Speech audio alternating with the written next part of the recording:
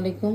আমি একটা সহজ রেস্টুরেন্টের সালাদ নিয়ে এসেছি। এখানে আছে লেটুস পাতা, পেঁয়াজ, টমেটো, শিমলা মরিচ, তারপরে শসা এবং খিরাই থাকলে খিরাইও নিতে পারেন, আর হলো গাজর আর কাঁচা মরিচ, লেবু।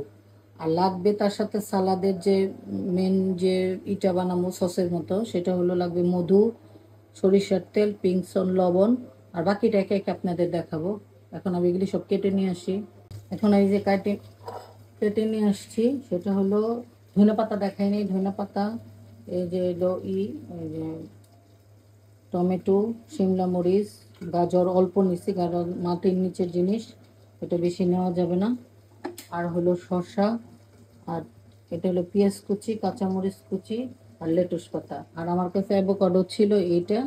এখন আপনাদের সালাদের সাথে মিশিয়ে দেবো, একে একে দেখাবো। এখন সালাদের যে ইটা সেটা বানাবো, আবার দেখাচ্ছি। এইখানে লাগবে হলো এই লেবুর সবুজ অংশ। এর চেয়ে বেশি দিতে পারবেন না কারণ ভিতরেরটা দিলে তিতা লাগবে। ওই সবুজ অংশটা দিয়ে দিবেন।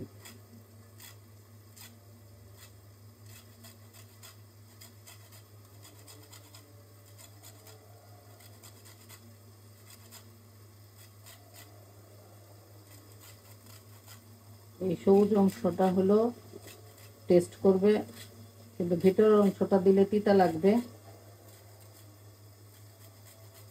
আপনাদের আবার দেখাচ্ছি। দেব লেবুর রস।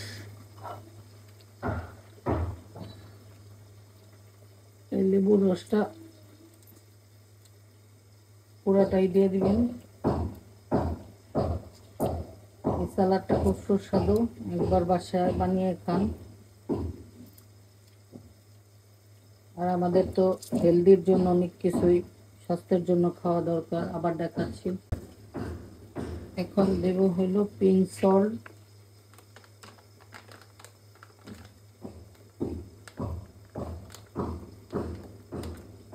আবার দেখ এই এটা হলো পিঙ্ক সল্ট নেবেন। আর যদি পিঙ্ক সল্ট না থাকে তাহলে আপনি যে লবণ খান সেই লবণও দিতে পারেন। আর 1 চামচ চিনি, মধু।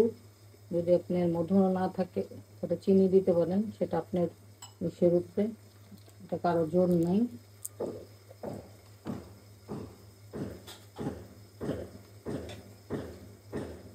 এখন দেবো 2 চামচ টক দই।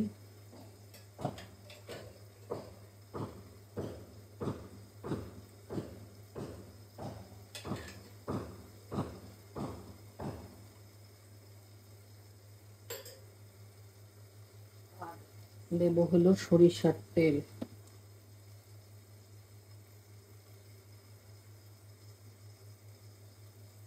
অলিভ অয়েলও দিতে পারেন, কারণ অলিভ অয়েলটা সবার ঘরে থাকে না। এটা সরষের তেল দিয়ে খাইলে বেশি ভালো লাগে। একবার বানিয়ে খান, তারপর আপনারা দেখবেন কীরকম লাগে। এখন এটাকে ভালো করে কী করতে হবে, মিশাইতে হবে।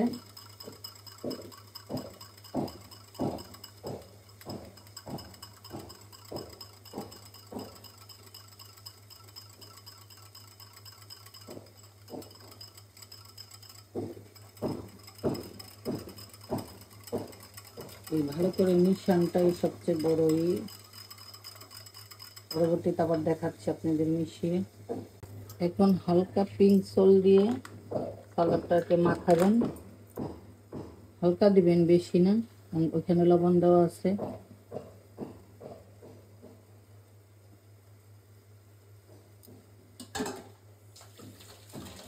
এখন সালাডটারে খুব ভালোভাবে এভাবে মাখিয়ে নেবেন। আর এই যে যে এটা বানানো হয়েছে টক দই সরিষার তেল, এটা খাওয়ার সাথে সাথে দিবেন, তাহলে এই সালাদের এটা ছেড়ে দেবে, পানি ছেড়ে দেবে।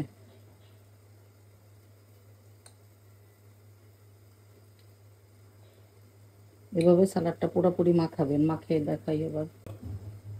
এখন দিবেন অ্যাভোকাডোটা, কারণ অ্যাভোকাডোটা দিয়ে তারপরে মাখায় দিবেন। আপনাদের দিয়ে আবার দেখাচ্ছি। এই যে অ্যাভোকাডোটা,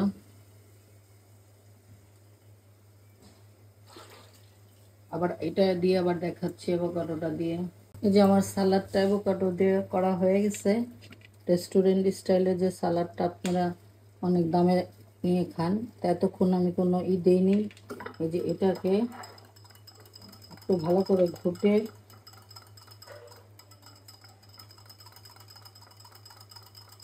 এখন এর উপরে দিয়ে দিতে হইব। দিয়ে দিতে হবে কেন?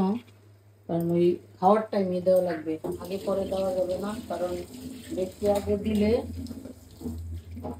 আগে দিলে এটা হয়ে যাবে, পানি ছেড়ে দেবে।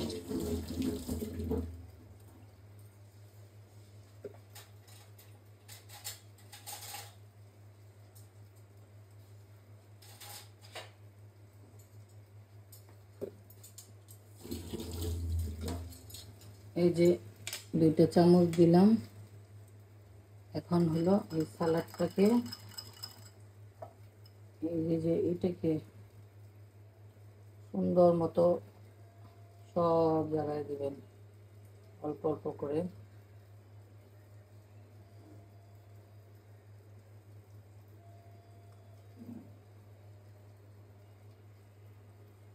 খুব আলতোভাবে আস্তে আস্তে মিশাইতে হবে, ঝালট করে দিবেন না।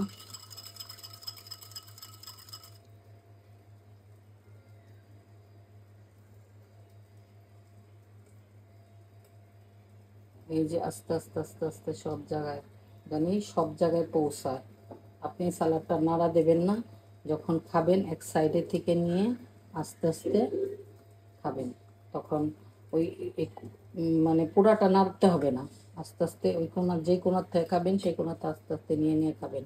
তো দেখা গেল যে সব জায়গায় পৌঁছেছে। ওই জন্য খুব আস্তে আস্তে দিতে হয়।